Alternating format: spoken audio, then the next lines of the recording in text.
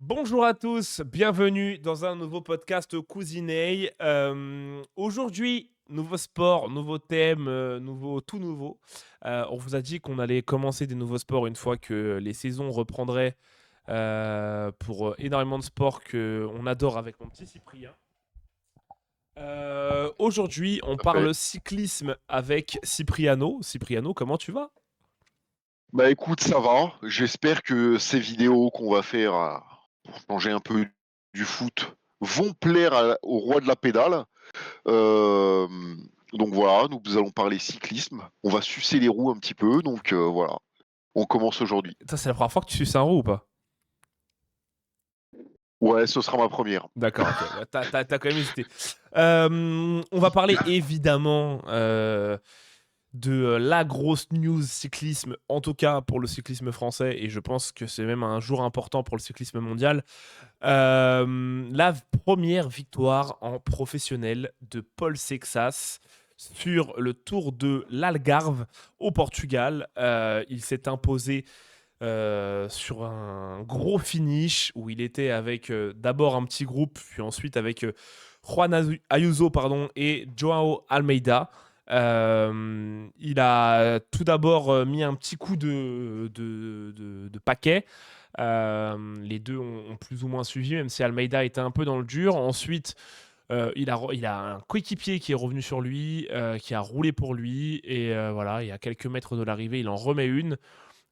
Il lâche directement Almeida et c'est Juan Ayuso qui va le jouer jusqu'à la dernière seconde avec son nouveau maillot Lidl pour au final se faire coiffer. On a bien cru que, je pense que s'il restait 3 ou 4 mètres, je pense que Juan Ayuso revient. Mais Paul, qui avait lancé de très très loin, finit avec même pas une demi-roue, Un demi-boyau d'avance. va te faire foutre, un dixième de roue d'avance. Pour sa première victoire en professionnel à l'âge de 19 ans. Avant de parler du futur, etc., grosse, énorme performance du prodige français. Bah, il commence très bien son année.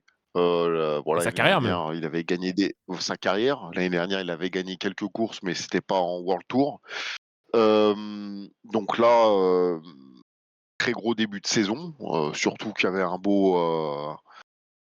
des belles équipes et des bons gars face à lui quand même, des bons coureurs, on va dire plus Bien sûr. précisément. Et bah, Donc bah, c'est très Ayuso bien. Almeida, c'est deux mecs qui ont Ouais, déjà un voilà, c'est palmarès de voilà, folie, hein.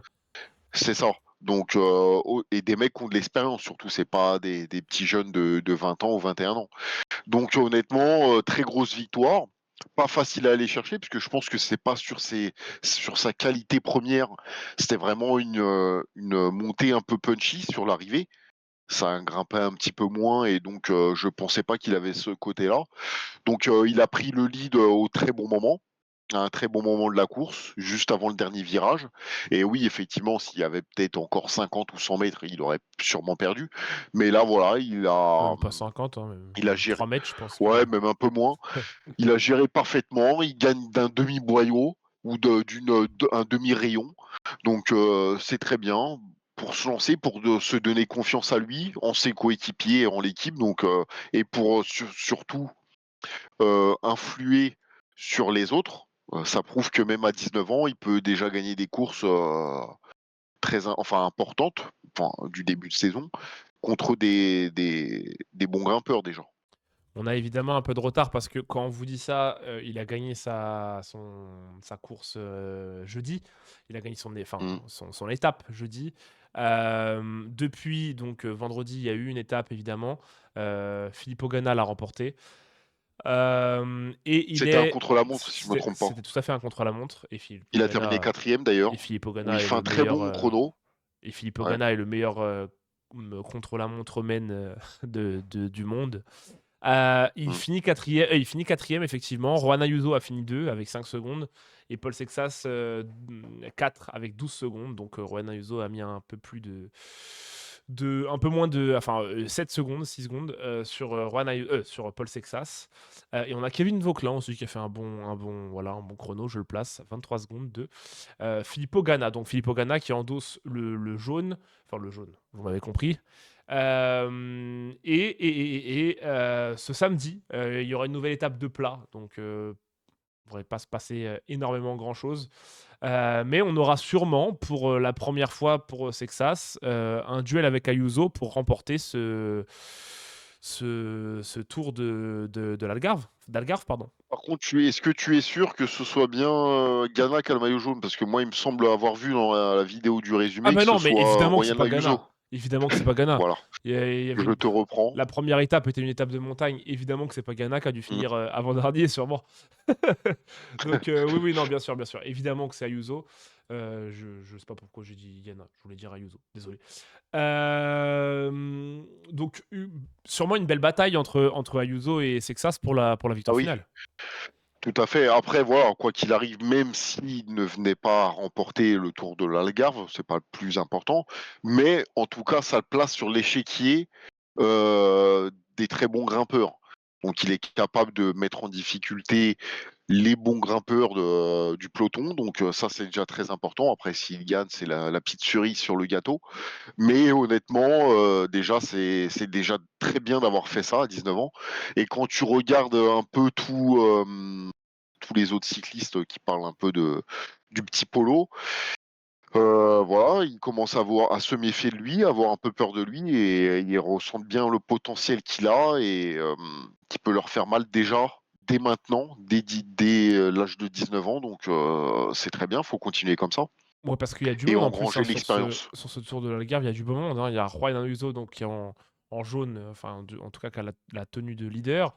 Paul Sexas, Joao Almeida, Kevin Vauquelin, Tim Arensman, Daniel Felipe Martinez, Oscar Only, Florian Lipovic qui a fait troisième au dernier tour. Donc, même si c'est qu'un tour de début de Un saison, petit voilà, tour du début de saison, ouais. c'est quand Mmh. même, voilà, il faut y être au duel avec Juan Ayuso qui est sûrement un des Voilà, c'est meilleurs ça. coureurs actuels au monde. Avec évidemment derrière Pogacar, etc. Mais Juan Ayuso fait partie du top 10 des meilleurs grimpeurs du monde actuellement. Mmh. Donc voilà, il faut y être au duel pour Paul Sexas, qui, on l'espère hein, quand même, malgré tout, pourra gagner ce tour. Ça serait quand même sympa. Ce tour, ouais. Je pense que tout devrait se Pour jouer l'expérience, oui. dimanche. J'imagine, j'ai pas regardé, je vais essayer de le dire. Je vais essayer de regarder le temps que je te pose ma dernière question. Pour Mmh. voir comment sera la dernière étape, histoire de voir si ça monte beaucoup ou pas. Et sinon, ça pourrait être très intéressant. Ma question, évidemment, elle est la suivante. Est-ce que pour toi, même si je veux pas le cramer, je veux pas mettre le beurre avant les épinards, mais est-ce que pour toi, Paul Sexas pourra un jour, je dis pas cette année, peut-être l'année prochaine, peut-être dans 2 ans, Mmh. être enfin ce Français qui va gagner le Tour de France? Bah, déjà, moi, je pense que déjà cette année, c'est une année pour prendre de l'expérience. Voilà, il participe à un petit tour de début de saison. Il me semble qu'après, il doit faire le critérium et quelques classiques aussi. Ça, je te dirai Donc juste je après, ouais, pense son petit programme. voilà, je pense qu'il va faire un des grands tours, lequel je ne sais pas encore, mais je pense qu'il fera un des grands tours pour engranger justement de l'expérience. Où il a le potentiel, autant que lui et son équipe, de, je vais dire plus globalement, de faire au moins un top 10. Ce qui pourrait déjà être très bien, parce qu'un tour de 3 semaines, c'est jamais facile à gérer, surtout à son âge.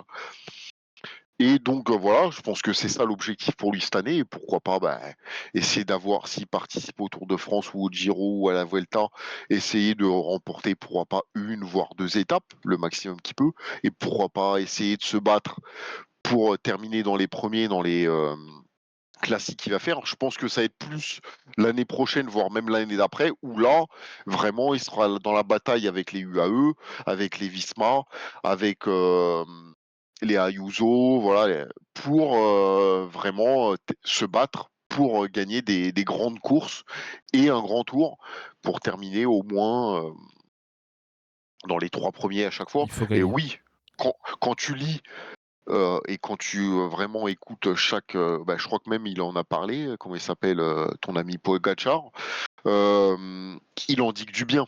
Il en dit que du bien, qu'il est déjà impressionné, même l'année dernière, ils en parlaient déjà, surtout dans les championnats, du monde et d'Europe. Je m'en souviens de son commentaire. Donc voilà, il impressionne déjà, il a que 19 ans et ce qu'il montre, c'est déjà extraordinaire. Donc faut continuer comme ça. Là, c'est vraiment une année, je te dis, d'expérience où il va engranger, rouler. Voilà, il prendra des victoires parce qu'il est déjà très fort, mais c'est vraiment une année pour engranger l'expérience cette année. Donc on n'aime pas la charrue avant les bœufs, j'ai bien compris dans ta Non, dans ta réponse. non, non, Son petit programme Apollo pour l'instant, jusqu'au mois d'avril, évidemment, on n'a pas encore, la projection sur, cet été, qui sera le dur de la saison. Mais pour en tout cas la pré-saison, enfin la pré-saison non, c'est la saison qui est lancée, début de mais saison, le début de saison mmh, avec les classiques et cetera, il fera d'abord la Faune Ardèche classique, le 28 février, donc la semaine prochaine. Ensuite, il s'attaquera pour la première. Je vais pas dire de bêtises, non, je crois qu'il en a déjà fait une. La première classique de son histoire, mais je crois qu'il en a déjà fait une, je suis pas sûr. À voir. pas sûr. Non, en fait, il en a peut-être pas fait, parce que là, je regarde en même temps. Non, non, je crois pas. Donc, du Non, coup, la non. première. Il n'y a pas le Paris Camembert, non, c'est pas. Non, c'est pas un classique. Non, non. Il ira le 7 mars sur la Strade Bianche.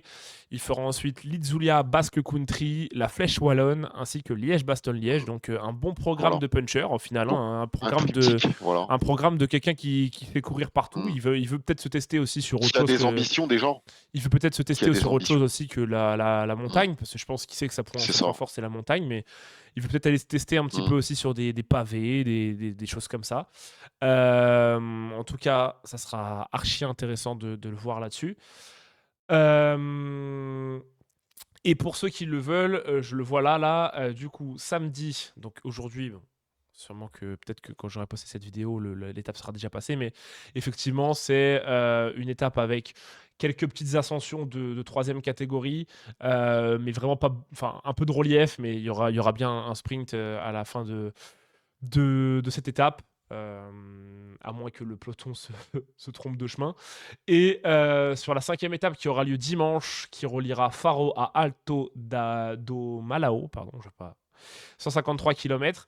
Et il y aura l'ascension de Malao, qui sera le juge de paix, là je lis, hein, je cite le site Vélo Futé. Euh, Dernière étape, une ascension courte de 2,6 km, mais à 9,2%, donc assez exigeant. Donc ça se jouera sûrement au punch, parce que c'est pas un col où tu peux mettre quelqu'un C'est à ça. 30 minutes. Donc voilà, peut-être encore un bis repetita de jeudi dernier pour Paul Sexas, qui devra vraiment lâcher Ayuso pour remporter ce tour du. Mmh. Oui, si vraiment il veut gagner le Tour de Voilà, l'Algarve, et il ça faudra le suffira pas lâcher même de. assez tôt, Ouais. parce que même s'il le lâche à 100 mètres ou 200 mètres de l'arrivée, il Après, prendra pas parce que je pense qu'il doit avoir bah, avec les une bonifs, s'il y a vingtaine. des bonifs, Ouais, ouais. je crois qu'il a 11 Faut secondes de qu'il le mette au retard. moins 10 secondes, quoi. Ouais, un peu moins de 10 10-15 secondes secondes. devrait suffire, mais 10 Ouais. secondes serait pas mal, ouais. Après, tu sais, tu pars à Mmh 200 mh. mètres, tu peux vite mettre 10 secondes, hein. Ouais. Mais Oui, c'est oui, sûr que oui, il faudra attaquer dès les premiers hectomètres du col, évidemment. c'est ça, Mais il c'est y ça. aura eu avant ça quelques petits cols. En fait, il le montre d'abord, je crois, une partie, et après, à la fin, il le remonte en entier. Donc voilà. Et pour ceux qui veulent suivre ça, c'est sur Eurosport demain.